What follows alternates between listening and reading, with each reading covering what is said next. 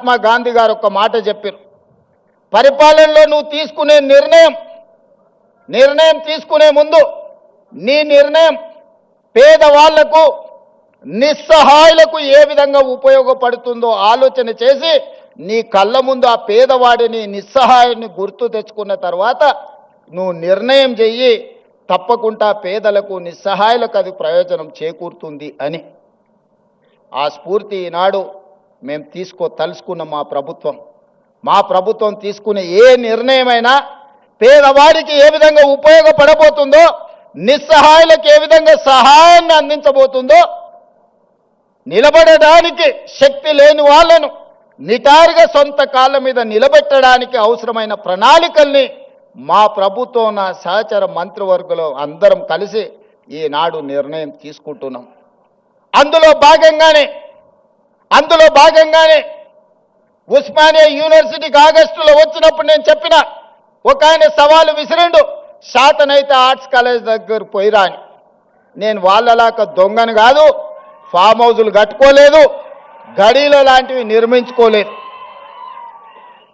ఉన్నదేదో నాకున్నది, నా కష్టంతో నా శక్తితోని సమాజంలో గౌరవంతో ఇంత దూరం వచ్చిన ప్రజలు ఆశీర్వదించారు, ప్రజల అభిమానంతో గుండెల్లో పెట్టి చూసుకున్నారు.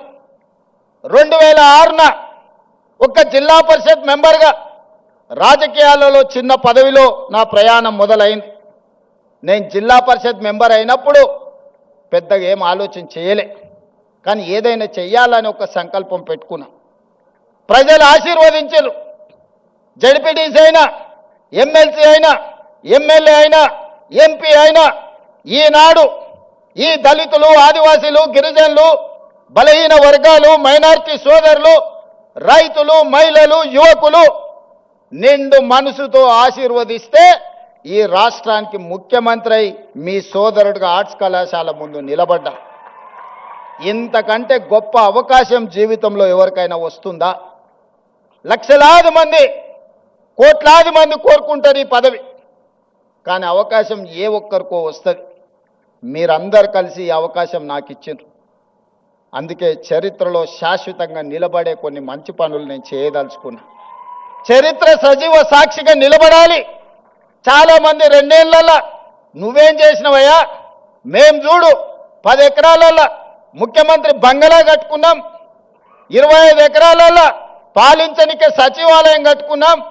తెలంగాణ ప్రజలే కాదు, ఆలు మొగళ్ళ మధ్యలో కూడా నిఘా పెట్టడానికి కమాండ్ కంట్రోల్ రూమ్ కట్టుకున్నాం. 1,00,000 కోట్లు పెట్టి కాళేశ్వరం కట్టుకున్నాం. మేము చూడు ఎన్ని కట్టినామని ఒక 4 చెప్పిరాలు. వాళ్ళు చేసిన శాన్నే కానీ ఓ 4 ఎప్పుడు చర్చిస్తారు. నేనేం చెప్పినాయా అంటే నేను కూడా 4 చేసిన. తెలంగాణ రాష్ట్రం వచ్చిన తర్వాత ప్రతి బడిలో, గుడిలో వినిపించవలసిన జయ జయ హే తెలంగాణని మీరు తొక్కి పెడితే రాష్ట్ర గీతంగా మార్చిన నేను.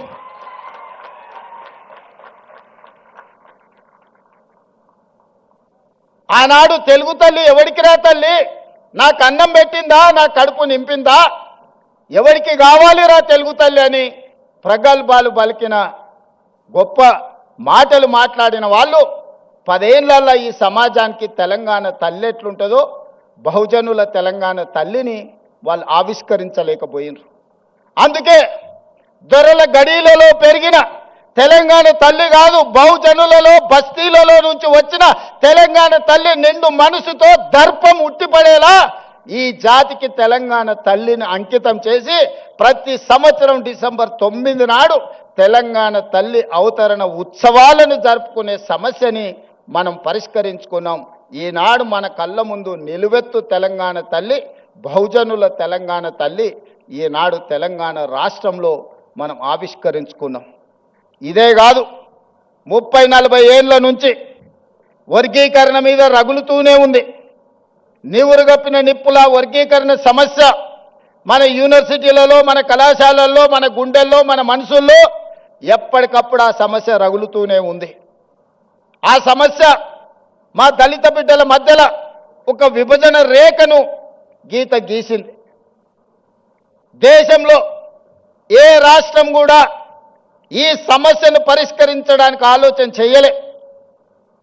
2 వర్గాలుగా విడిపోయిన మా దళిత బిడ్డల్ని ఒక్క దగ్గర కూర్చోబెట్టాలంటే ఈ సమస్యకు శాశ్వత పరిష్కారం ఉండాలి అని మాదిగ ఉపకులాల వర్గీకరణ సమస్యను పరిష్కరించి ఈనాడు శాశ్వతంగా సమస్యకు ఒక పరిష్కారాన్ని చూపించి మా దళిత సోదరులందరూ ఒక్క దగ్గర కూర్చునే విధంగా ఎవరు ఎంతున్నారో వాళ్ళకంత ఇవ్వాలి అన్న ఆలోచన చేసి మొట్టమొదటి రాష్ట్రం తెలంగాణ రాష్ట్రం ఇవాళ వర్గీకరణ సమస్యను పరిష్కరించింది. ఇది సామాజిక సమస్యను మా ప్రభుత్వం పరిష్కరించింది. ఆనాడు తెల్ల దొరలు ఉన్నప్పుడు జనగణనలో కులగణన జరిగింది.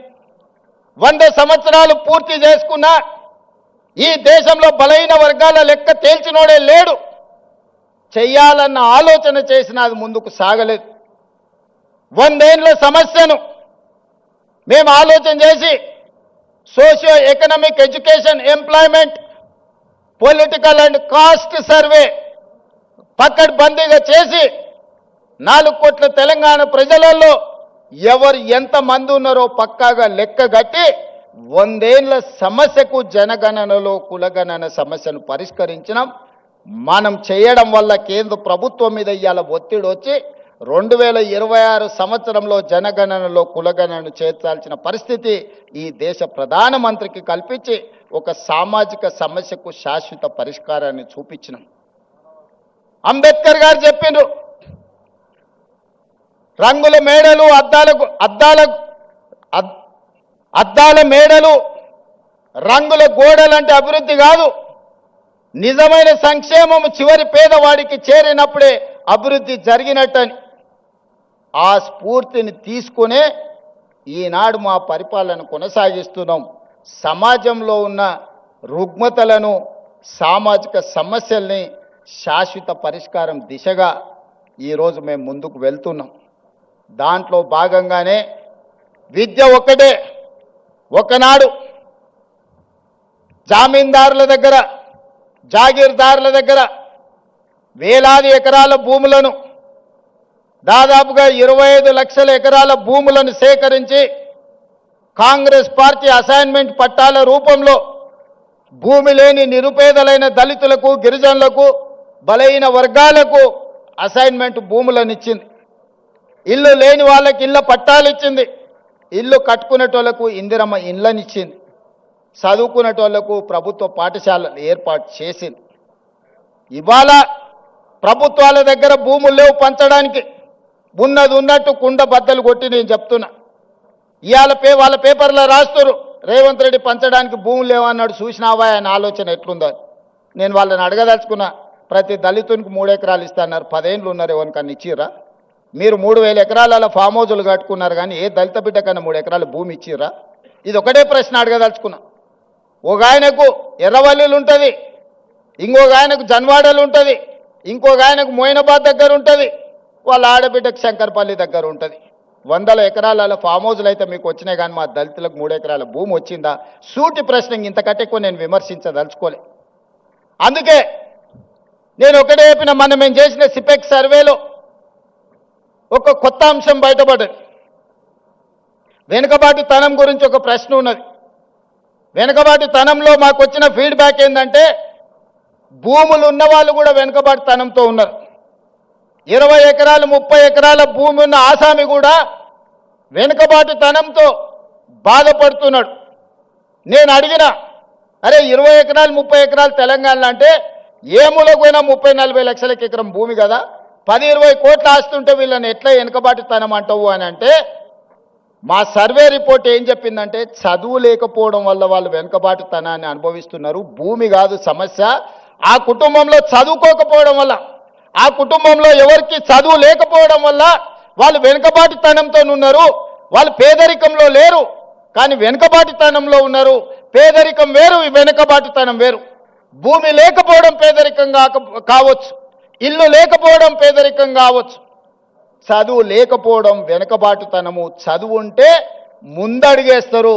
ఇవాళ మీ బిడ్డలే మా కాసిం, భూమి ఎంతుందో నాకు తెలియదు, ప్రొఫెసర్ కాసిం ఆర్ట్స్ కాలేజ్కి ప్రిన్సిపాల్ అయ్యింది. ఇక్కడ ఉన్న కుమార్ ఉండొచ్చు, ఆ వెనకాల ఉన్న గంట చక్రపాణి గారు ఉండొచ్చు. వీళ్ళందరూ ఇవాళ చదువుకున్నారు కాబట్టే